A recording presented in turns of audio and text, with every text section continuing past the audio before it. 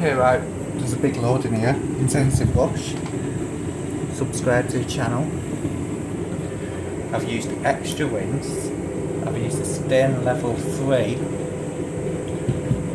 Just on the synthetic 40. Never really do stain level 3.